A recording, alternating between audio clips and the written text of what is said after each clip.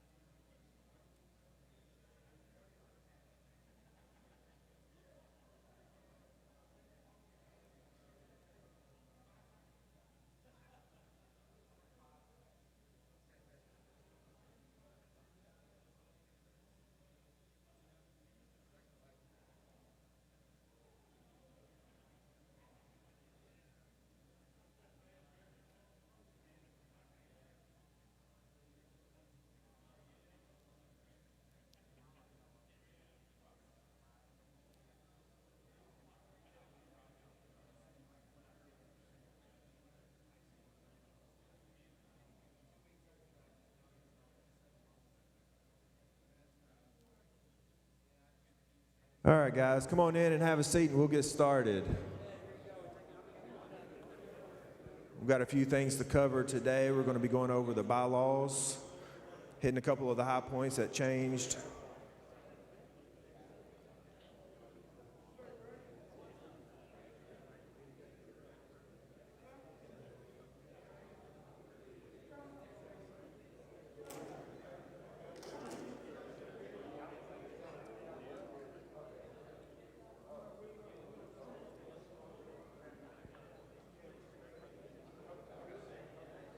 All right, let's get started. Mike Jones. Oh, there you are. You want to go over your normal spiel? Since we've got new people here that this is their first time.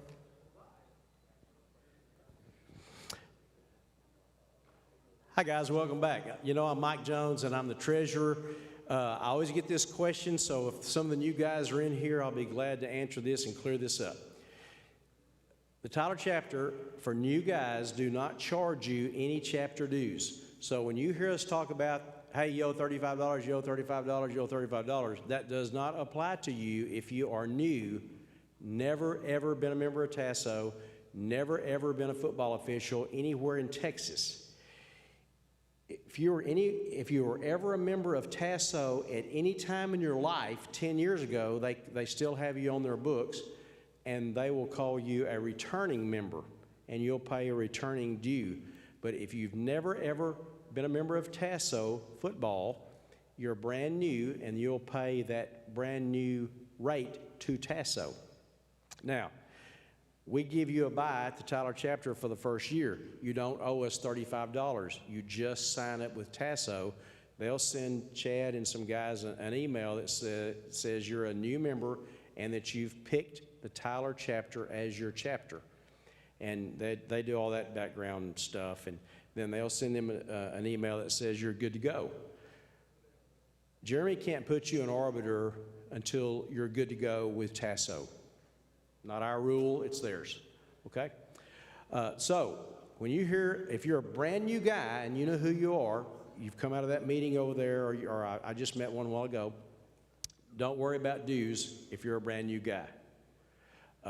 Not for the first year. We'll hit you up for that, hopefully toward the end of October for next year.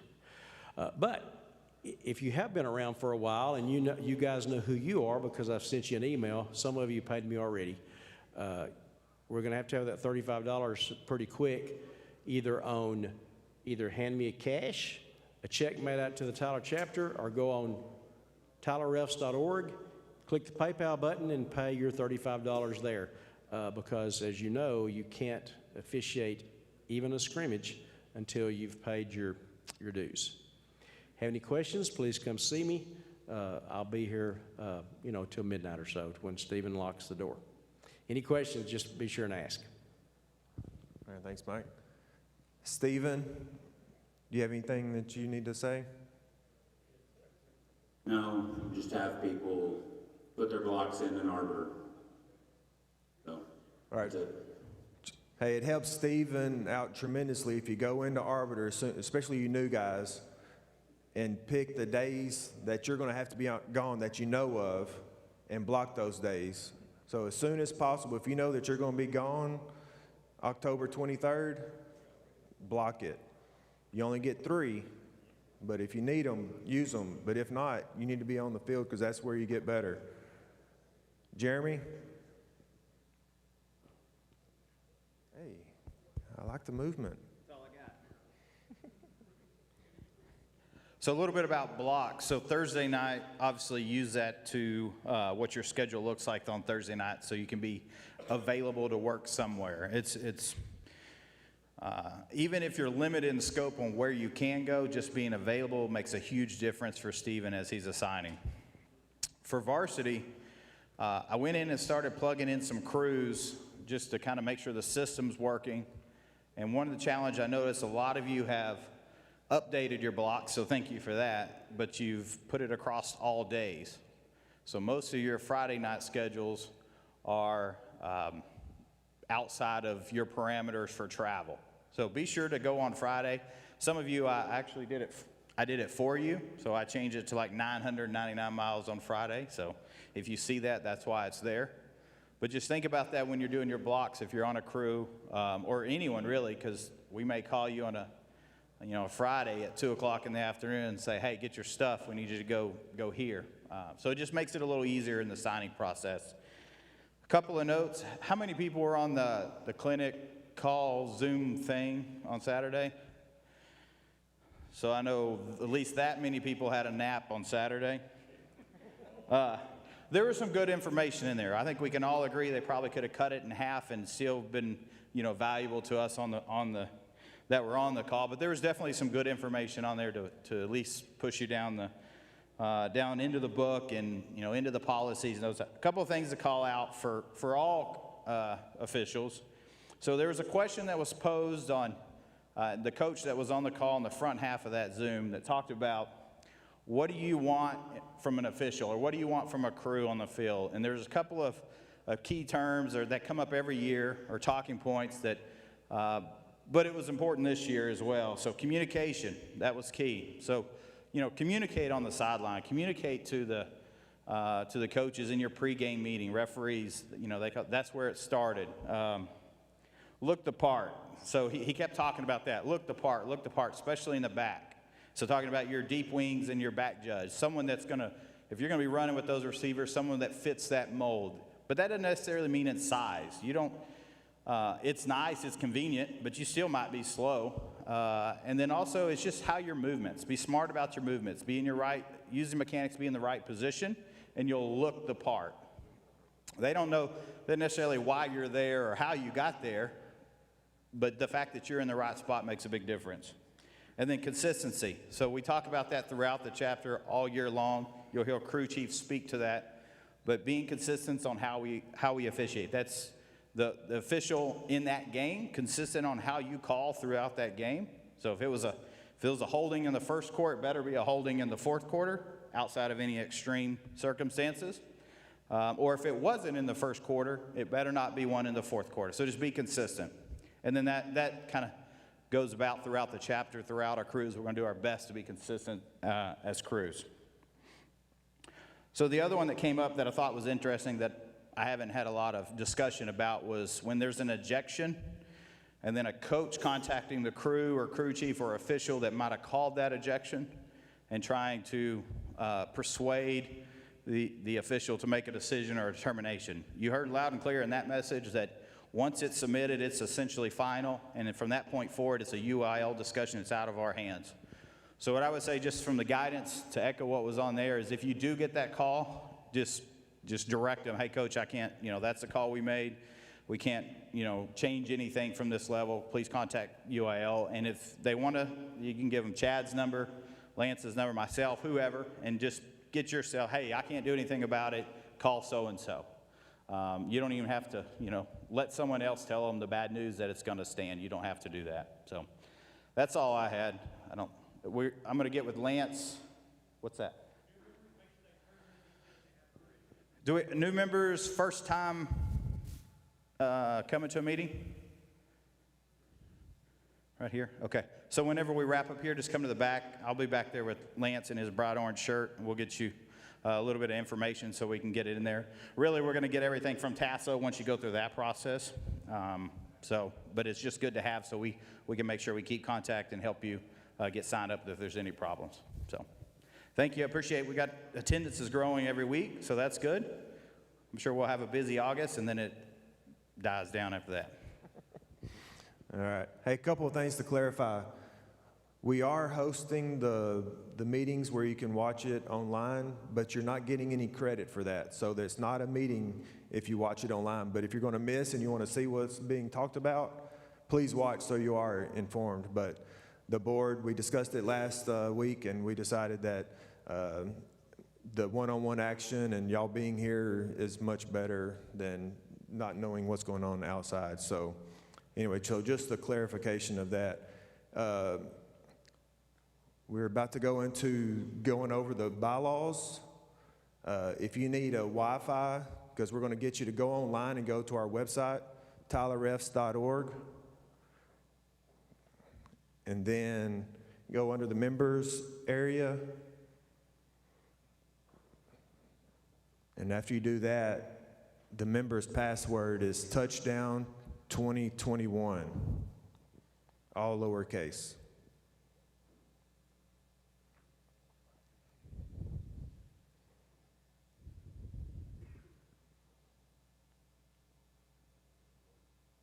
tylerrefs.org. If you need Wi-Fi, here's the Wi-Fi passwords, or user and password. Their members area. Touchdown 2021.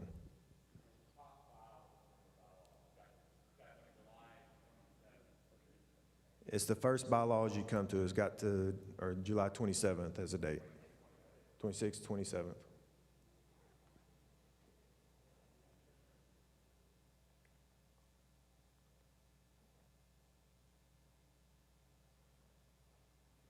Tom and Kirk, could y'all come up and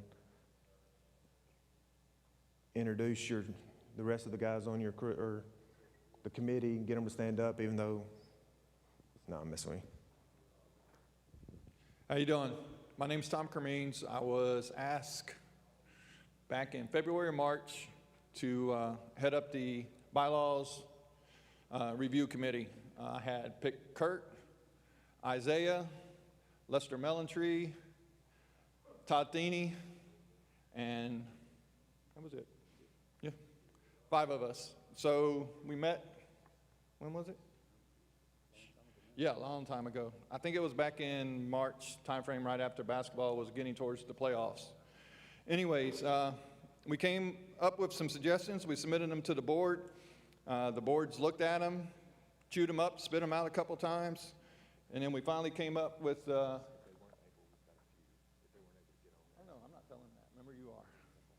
I meant to say something. I forgot. All right. We do have a handful of copies. Most of the time I carry these around back and forth to my house, so I didn't print a whole lot, or actually Tom didn't print a whole lot for me. So if you can't get online to look at it, I've got a copy here for some of those guys. All right. So back in the March timeframe, we went over these. We presented them to the board. The board spit them up, chewed them out, gave us some suggestions. We went back to the drawing board. And then finally, last meeting, they finally came up with the final revision. And all it was the levels. And I'll start going over it. If you have it up, pull out your phone. First one we're going to look at is Article 3 under membership. And then down under A, the second paragraph, where all members will be classified into one of 5 levels. It was divisions because we followed the TASO kind of divisions, but now we split it up to where everybody's got equal representation. If you see it, you see level 5 is 0 years to 3 years. Level 4 is 4 years to 6 years.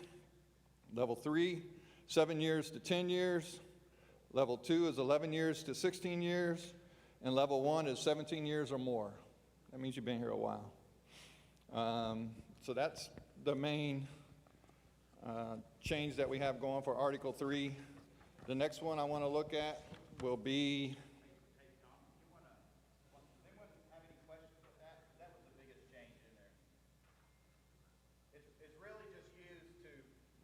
So you know we go now off divisions from the mic from TASO.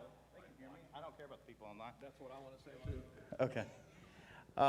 So that section was really just so that we can more locally control, I wouldn't say control, have an accurate representation of where our membership sits. So as of right now, everything's done through the TASO division system.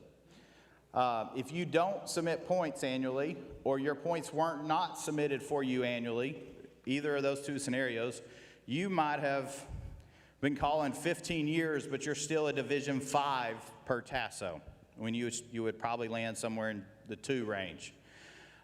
So the challenge with that is there's a lot of back and forth and a lot of red tape to try to get you accurate within the TASO system. So within our chapter system, we really have a not so accurate representation on where everybody sits from experience. So what this has done is it's only to help structure and design for the division reps to sit on the board. There's no other application of this level structure. So I just wanted to, if anyone has any questions, I know this committee helped design it and was a lot of the legwork behind the scenes to get it updated. But that's really, I just want to explain that's what the intent for, and then the way it kind of works out is it kind of more evenly divides the chapter and more accurate representation of the membership, and then you have division representation within the board meetings. That's the sole purpose of that section. Are you done now, sir? Yeah, sorry. All right. That's the biggest change. I don't agree with that one.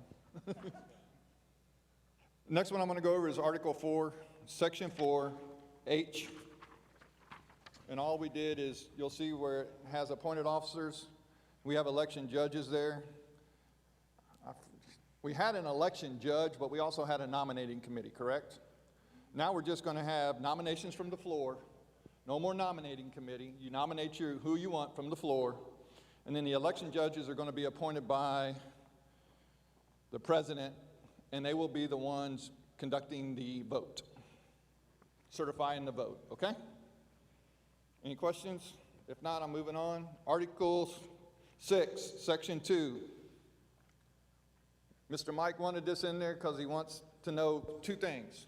1, that you paid your money for the next year, and 2, who's paid so that we can prepare training and all that other thing. So in Section 2, chapter dues for the ensuing year shall be paid by the end of the current calendar year.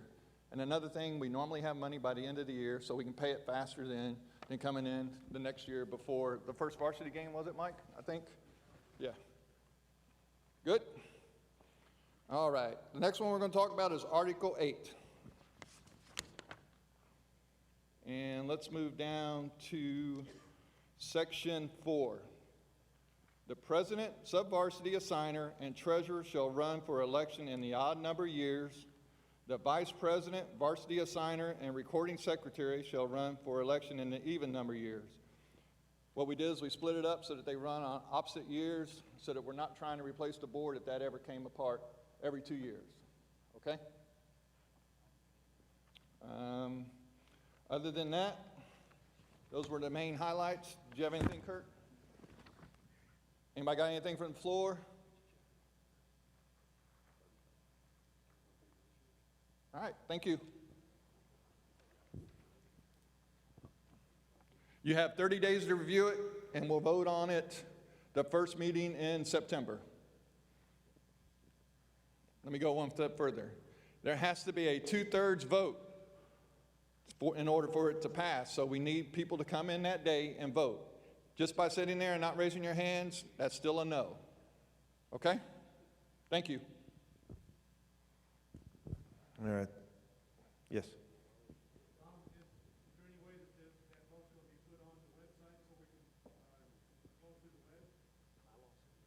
The bylaw. The current bylaws state that it's in person, and we left that in there that way. Yeah, and right now we're under the old bylaws.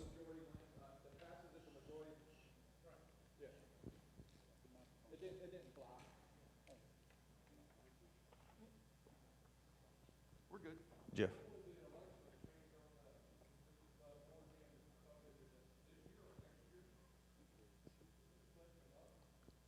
Say that one more time? Basically, Chad, myself, and whoever the third one was, we would only get a one-year term this time. Right. So we got one again. No, I'm the Chad. Me, Chad, and Mike.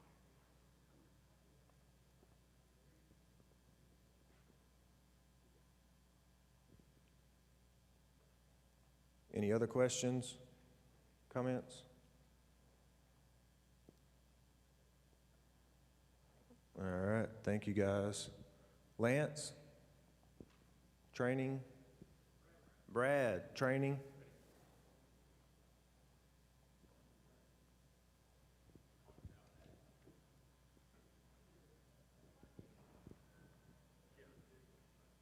All right, thank you, gentlemen.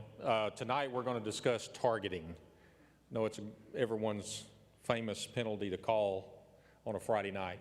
We've got a little video clip for you to watch. It takes about 10 to 12 minutes. This is what you can get off of the CFO website. If you are a member of CFO, all of this information is available to you on that website. All the different training videos, all the different rules. If you're not a member of CFO, then take advantage of this right now so you can take a look at it. Give us about 10 to 12 minutes, watch this, then we'll get back and talk about how it relates to us in high school football on Friday nights, okay?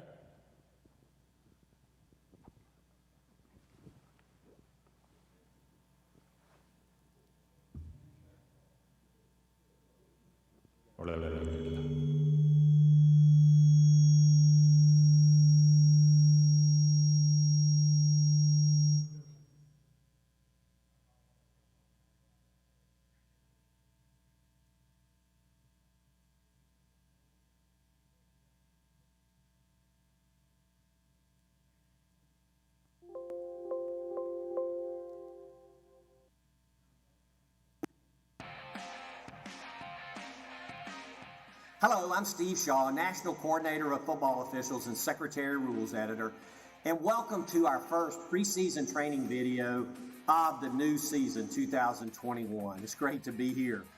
But first, let me say a great thank you to all officials and coordinators for grinding it through to the finish line of this past season. It was a very difficult year with testing, virtual everything, variability of the schedule, mask.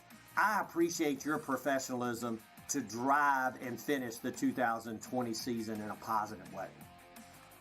Now, as we turn to 2021, we're going to start with our focus on the most important player safety rule that we have, and that is targeting. It's imperative that we clearly understand this rule and that we're very consistent in enforcing it. Really, this is the most important call that you will make on the field and in the booth. So we need to be very good here. With that, let's get straight on into our plays. Our first play this week is from the CFP National Championship game. And we're going to get a throw down the middle. And you're going to see the safety's going to come up, and he's going to make a big hit. And we get 2 flags on the play, one from the back judge and one from the line judge. So that's good alert on the field. But now replay is going to come in and take a look at this and work through their process. And so the first thing they look, is this a defenseless player? And no question, yes, it's a defenseless player. And now, is there an indicator? And from the low end zone from behind, we see a great view of number 9.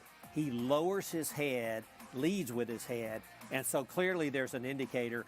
And then no question, there's forcible contact to the head or neck area.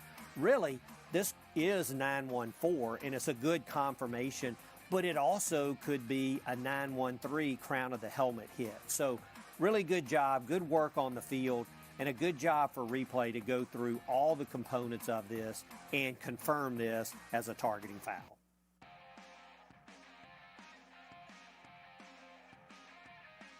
Play 2, we're going to get another long throw into the end zone.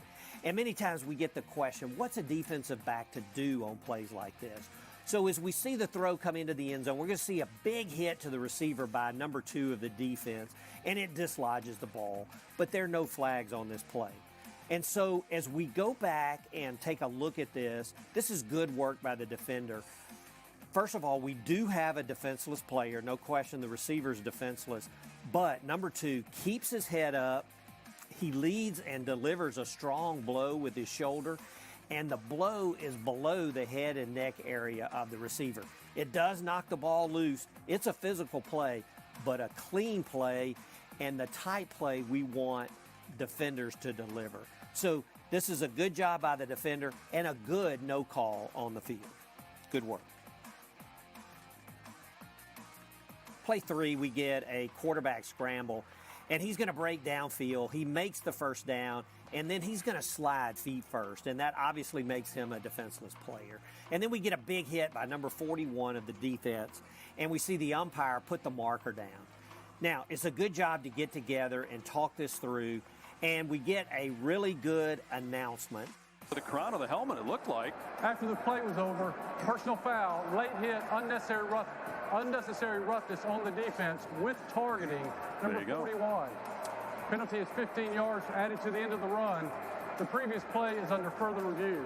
And it's good work to have the personal foul with targeting. That's important here because if the targeting were to be overturned, we would still want to enforce the personal foul. But as replay goes back and begins to look and to see, can we confirm all aspects? There's no question we have a defenseless player. The quarterback is sliding feet first. And then you're going to see 41 of the defense. He lowers his head and attacks this defenseless player. So we have an indicator. And there's forcible contact to the head or neck area of that defenseless player. Now, the crown of the helmet may have missed, but there's still a strong blow to the head of the quarterback. So this is an excellent call on the field, and it's good work by replay to confirm all aspects of this targeting foul. Good work. Play 4 is a great play to talk about a sliding ball carrier and defenseless players. And now what we're going to see, the quarterback scrambles, he's going to turn upfield, and then right at the end of the play, we're going to see the headline judge come in, and he's going to make a call for targeting. And we can certainly support that call on the field based on this action. But as we go back and take a look, and as replay begins to go through their process, number 1, do we have a defenseless player? And as we look at it, the quarterback, he's really slipping on the turf. He never lowers his backside. He's not sliding feet first. And so this is not a defenseless player. And so now, if we don't have a defenseless player, the only type targeting action we could have would be a 913 crown of the helmet hit. And it's clear here the crown is not involved at all. He may have missed him altogether, but clearly there is no defenseless player and no crown. So replay does a good job of taking this targeting foul off. But it's good to look at this and recognize this is not a sliding ball carrier. This is the quarterback slipping, and so he does not get defenseless status. Play 5, we're going to have a run by the quarterback. And as he makes his way downfield, we're going to see defender number 47 comes in with a big hit, and there's no call on the field. But replay is going to have plenty of time to review this as the quarterback is injured on the play. And as we go back and take a look at it, there's no question the quarterback is a runner, so he's not defenseless. But we're going to see 47 clearly ducks his head and attacks with the crown of the helmet. And even though the blow is really to the midsection of the runner, not to the helmet, this is a classic crown of the helmet hit. And the rule really here is to protect the tackler, the person lowering their head. Now, the quarterback was injured, but this is excellent job by replay to create this targeting foul from the booth and disqualify number 47 from the game.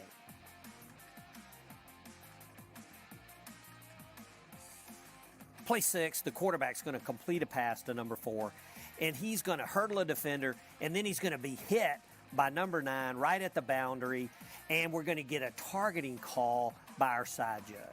Now, the side judge is going to make this a live ball foul, and that's important for a couple of reasons. Number one, that means we don't have a defenseless player. It's still a runner. But second, we had another live ball foul on this play, so that could have been important. But as we go back and take a look at this and replay goes through their process, we know we do not have a defenseless player, so only the crown of the helmet is in play here. And we're going to see number 9, he's going to lower his head, he's going to launch an attack into the runner with the crown of his helmet, forcible contact, and so replay has everything they need to confirm all aspects of this targeting foul. So good job, side judge, to make this call. Good job, replay, to confirm it. Play 7, we get a short pass over the middle. It's caught by number 6 of the offense, and then he's hit by number 10 of the defense, and the umpire is going to make a call for targeting on the play. And there is helmet-to-helmet contact here, but as replay begins to go back through their process, there is a defenseless receiver, no question there, but defender number 10, he keeps his head up, there's no launch, there is no attack, and so there is not an indicator. You cannot confirm an indicator. You might could debate it, and in the past, this may have led to a stand, but this highlights the rule change, and now you have to confirm all aspects of the foul or overturn it. So good job by replay to overturn this, and this is the type hit that we do not want to penalize. This is a good play, and so we've done a good job of overturning these type plays. Good job, replay. Play 8, we're going to look at what seems to be a routine play, a little swing pass out to number 22, the running back, and then he's tackled at the line of scrimmage, really no gain on the play. But replay is going to come in and stop the game. And we get a solid announcement by our referee. The previous play is under further review. But Booth, it would be great to let the referee know through 020, if you possibly can, that you're looking at targeting so he can tag that into his announcement. But that's why replay stops the game.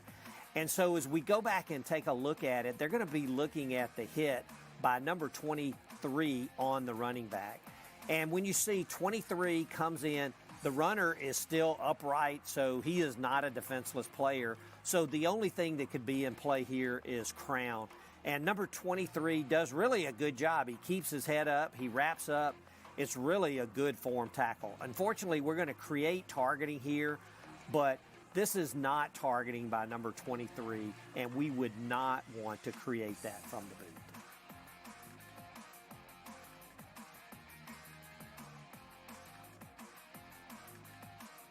Play 9, we're going to get another quarterback scramble.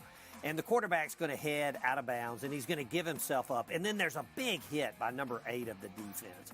And we get 2 flags, one from the referee, one from the headline judge. And the crew does a good job here of maintaining order on the boundary. But the call is going to be a dead ball personal foul with targeting. So that's important. We're going to penalize this regardless whether replay upholds the targeting or not. But now replay's going to come in, and the runner gives himself up and is defenseless, but it really doesn't matter. Number 8, he's going to lower his head and attack with the crown of the helmet into the helmet of the quarterback. So really you could have 913, crown of the helmet, or 914, targeting a defenseless player. So this is good work to confirm in the replay booth, and really a good job on the field to get this foul as a personal foul with targeting. Good job all around. One final note on this play. Since number 8's disqualification is in the second half, his first half suspension will carry over to the first scheduled game of next season. So very important to remember that. Now our final play this week, we're going to see the quarterback with short bootleg action. He's going to overthrow his receiver in the flat while under pressure from the defense. We're going to get a call from our referee of roughing the passer with targeting. Now, as we go back and take a look, you're going to see number 40 come in off the edge, and he's going to lead with the head with an upward thrust and make forcible contact to the quarterback's head, who is still in a defenseless posture. So this is a good call on the field to make this roughing the passer with targeting, and replay has everything they need to confirm all aspects of this targeting foul. Good job. Well, that's it for our targeting plays. And let's make sure we use these plays in our off-season study groups for discussion. They'll be helpful. And I'm really excited about getting back into preparation mode. Let's all commit to be totally ready to go when we kick it off this year. So work to stay safe and healthy, and may God bless you and your family.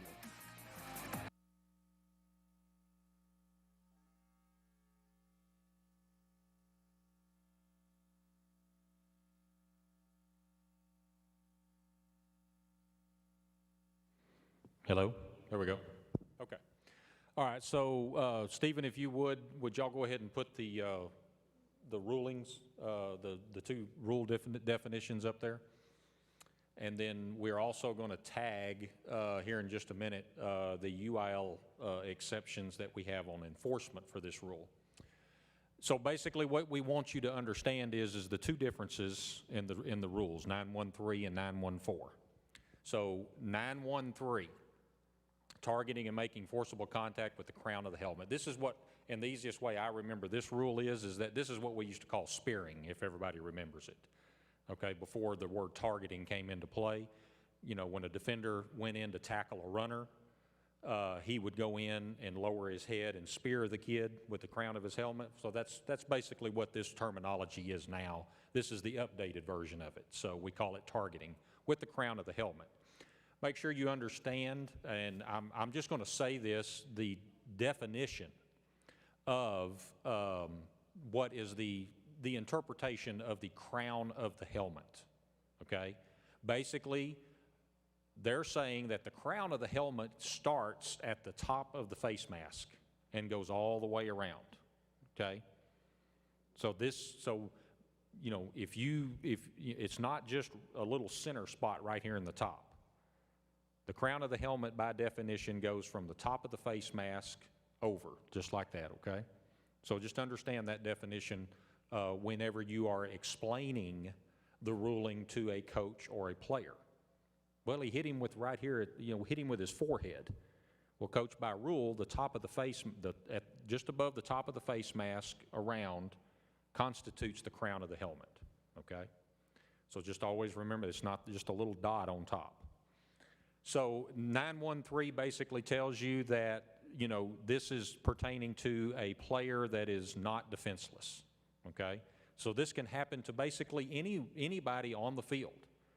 If I come up and deliver a blow with the crown of my helmet against any player, I could be charged with targeting, okay? So if kid's running down the field, and you see this, we talk about the blindside blocks, okay? So if a kid's running down the field and I turn and I come in and I hit him with the top of my head, that could be considered 913 with the crown of the helmet. Could also be considered 914 because a blindside block is considered a player that is defenseless because he's not aware of the contact coming. But if I'm going to attack a player, a runner, a ball carrier, and I lower my head and make contact with him anywhere on his person. It could be his leg, it could be his back, it could be his front side, it could be his shoulder. If I attack a player with the crown of my helmet and make physical contact, then I can be charged with 913. And again, that's the old spearing rule. that we used to always know, okay? Now, in Rule 914, now we're specifically working with a defenseless player. Go back and read in your rule book, and it gives you examples of defenseless players.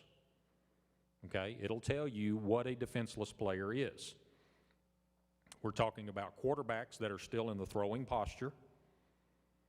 We're talking about receivers that are in the act of catching a pass or just completed a pass, and he has not had the opportunity to protect himself.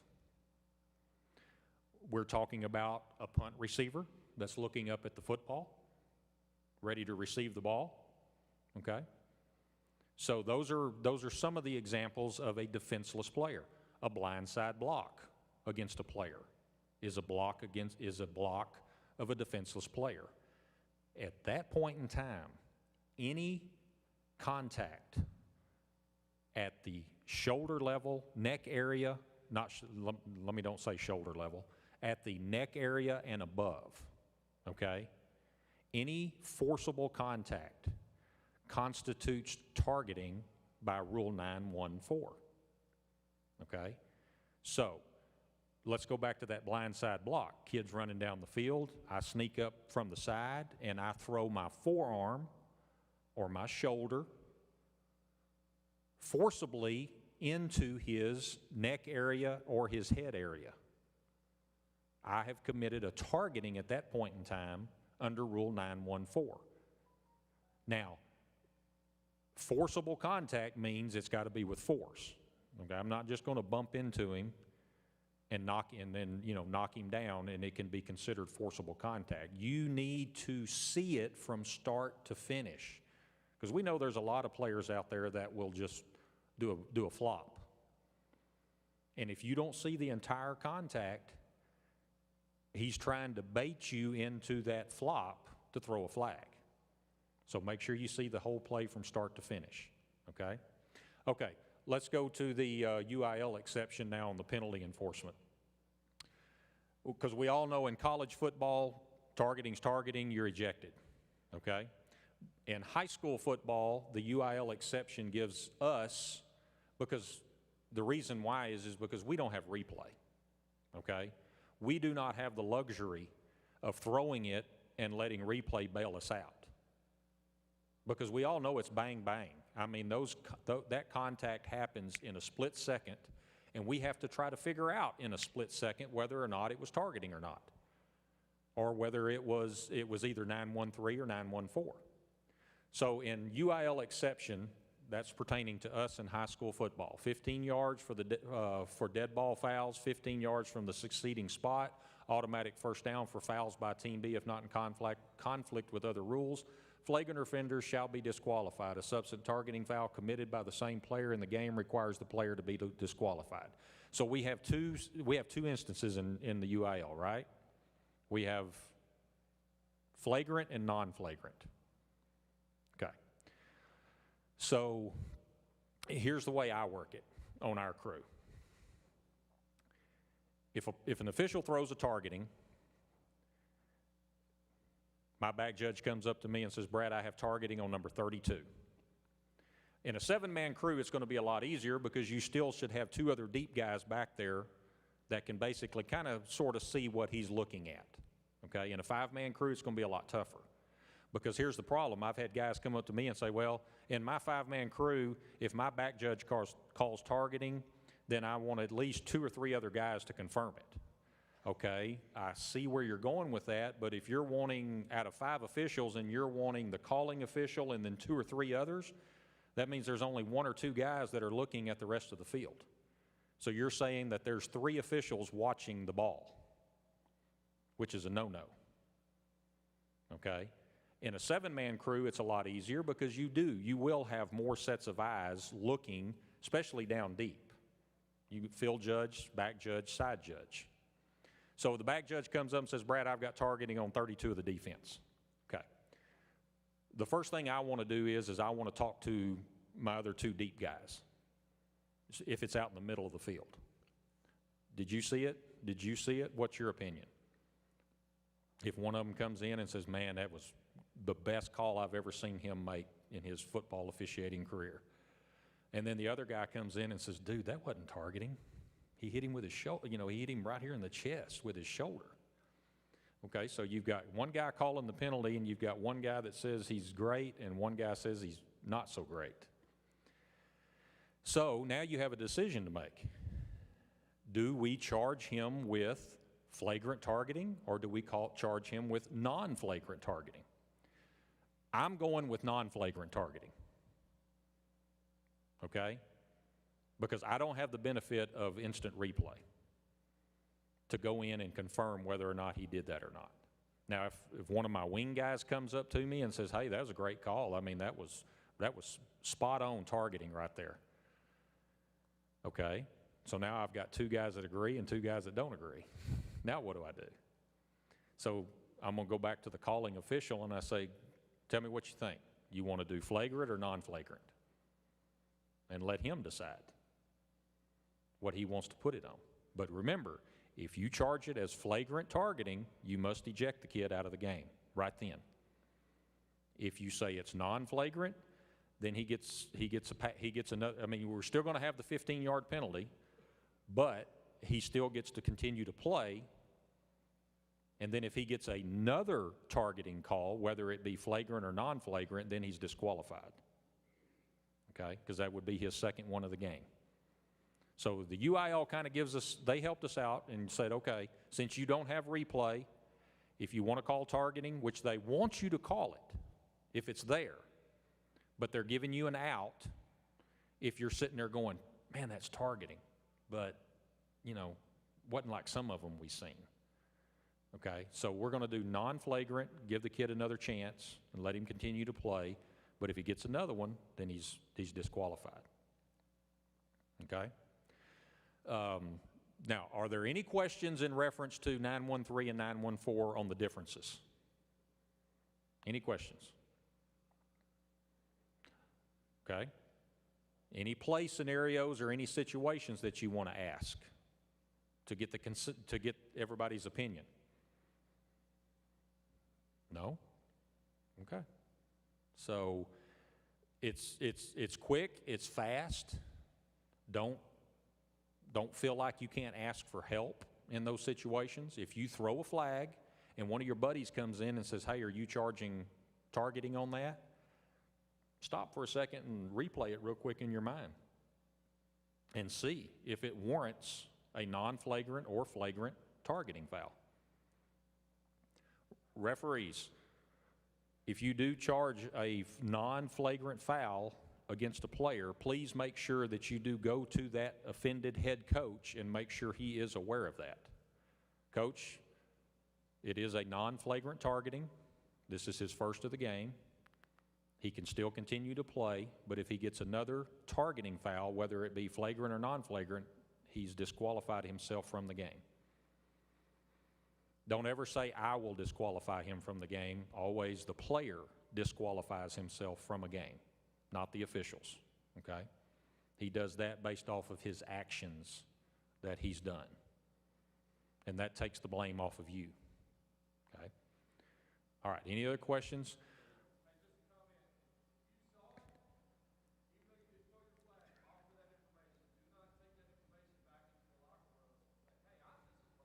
Yeah. If you haven't, if you saw it, if you saw the play and you have information to bring to the discussion, bring it. Like Rich said, don't take it into the locker room at halftime or after the game and say, well, this is the way I saw it. Okay? Get together and discuss it. It's a big foul, and it needs to be called if it's there. But don't hesitate to step up and take just a few extra seconds to discuss it amongst yourselves on the field. Now, if you didn't see the play, do not get into the conversation. You stand out, you keep the players separated, keep everybody, make sure everything's taken care of on the field while these guys are over here discussing it. But if you did not see the action or the contact, then don't get into the discussion. Because the first thing that's going to happen is that if you go over to the sideline and the coach is going to ask you, what are they talking about? Well, what did you see? Okay? And if you say, Coach, I didn't see the action, well, then what were you doing in the discussion over there? Okay? So stay out of it if you don't have an opinion or if you didn't see the action. If you did see something, don't hesitate to go in and say, hey, guys, I mean, that's the first thing I'd say. I'd walk up. Rich, hey, this is what I saw. You take it from what I can tell you, and then you go with it from there. But this is what I saw. Okay? And go from there. Any other comments or questions?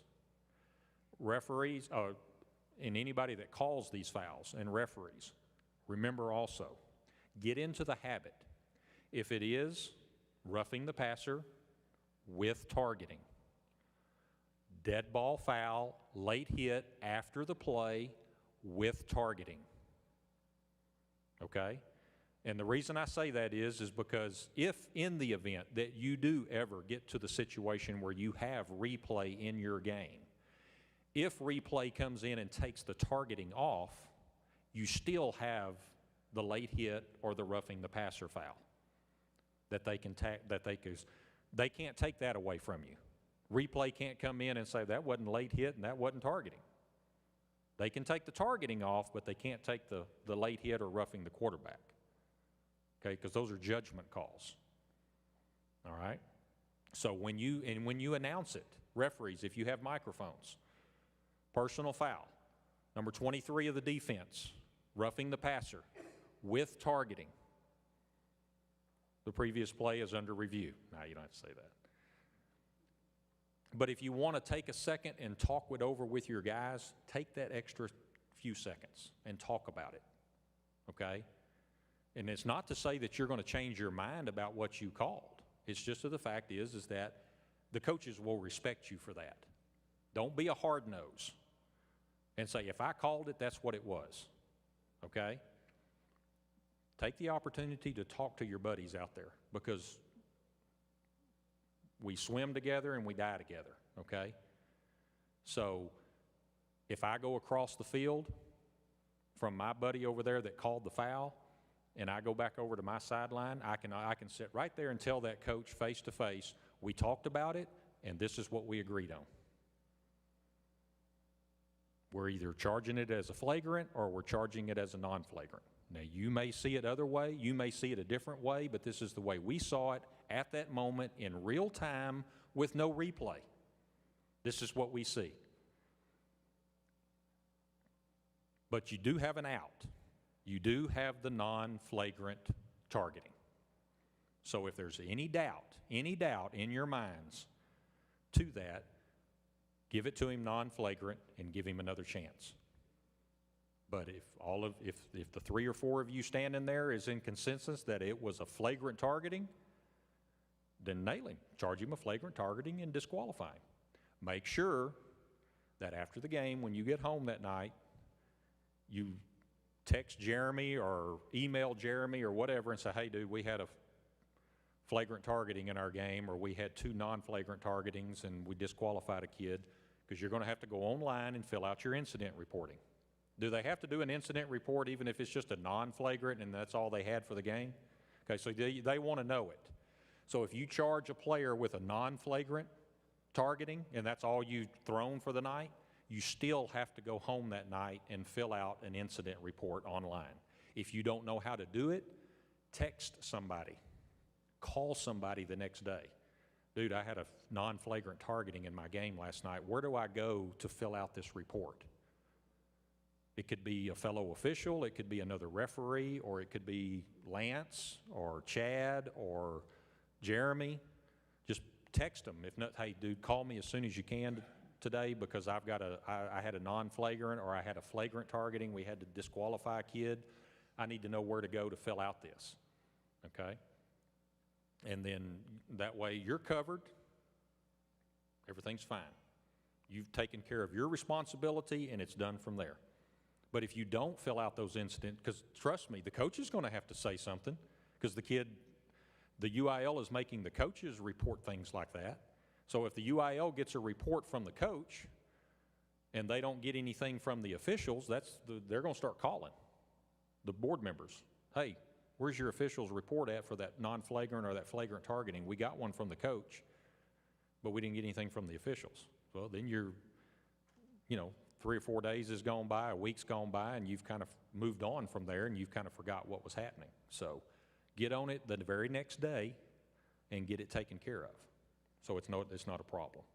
Any other questions about targeting? Plays, situations? No? Send them, if you have plays throughout the season, when you get your huddle film, if you have situations, if you just wanted a second opinion, say, hey, we had this here. Look at play number 67 in our game last week that we got the huddle film on. Look at this play on number 67. Give us your thoughts on this. Would you have thrown on this, or would you have passed on it? Or would you have charged it flagrant or non-flagrant? Just get a second opinion. CFO members, if you register for the CFO, they put these videos out all the time. Now, again, they have the luxury of instant replay. We have the luxury of instant replay on Saturdays. We don't do it on Fridays. We don't have that luxury. So the more you see these types of plays, the more kind of action, then you will get used to it, and it'll just become not necessarily natural, but it will become easier and easier and easier to see and to call. The different situations, the receivers, when he's stretching out for a pass. If that's my key and I'm watching him come across the middle and I see him leap and I can see in my field of vision that defender coming, oh, here it comes. I'm focused in on it. I'm looking. I've got a defenseless player, and boom, he gets hit in the neck and head area. Process it, throw on it. All right. And I'm calling. Me as an official, if I throw a flag on a targeting foul, I'm looking for help. I'm calling my downfield official, my wing, if I'm a downfield official, my line of scrimmage guy. I'm killing the clock. I'm going in, making sure my flag is put where I spotted it, where the spot of the foul occurred, and then I'm looking. Come here. This is what I've got. Did y'all see anything different, or did you see the same thing I saw? And then we can go to the referee and say, hey, we've got a non-flagrant targeting on number 23 of the defense. Or we've got a flagrant targeting on number 23 of the defense. Because as a referee on Friday nights, if any of my guys come up to me and say, we've got a flagrant targeting on number 23 of the defense, my eyes are going to go about this big around. And I'm going to say, are you sure? Before I go over there and tell him that we're disqualifying this kid, are you 100% sure that it's flagrant? And if everybody sits there and says, oh yeah, it was a no-brainer. He just railed that kid on purpose. I don't have a problem. I'll go right over there and tell that coach, number 23 is receiving a flagrant targeting foul. He's disqualified from the game. And then I'm going to stay there and take that chewing that he's fixing to give me unless he agrees with what we saw. Then I'm going to stand there and talk to him and let him get it off his chest, and then I'm going to say, okay, let's go play football now. But number 23's got to come out of the game. And in high school football, they do not have to leave the sideline, okay? They're not sent to the locker room. They stay on the sideline, okay? All right, any other questions? Everybody good? Thank you, gentlemen, for your attention. Have a good season.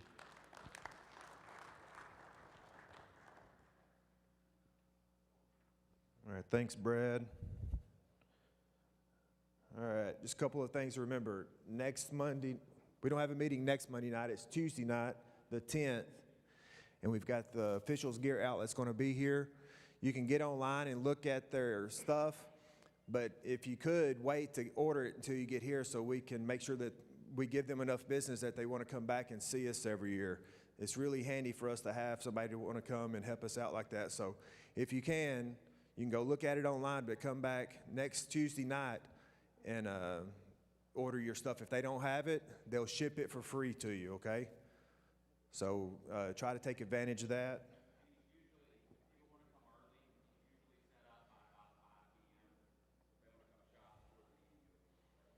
All right, so if you want to come early, he's usually here about 5 and already set up, so you can come and get your stuff and then go to the new members or whatever you need to do.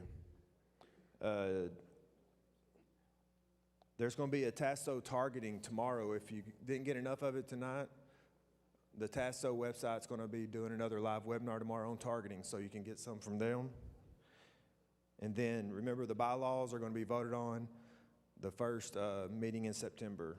So, all right, thank you guys. Anything else? All right, we'll see you next week, Tuesday.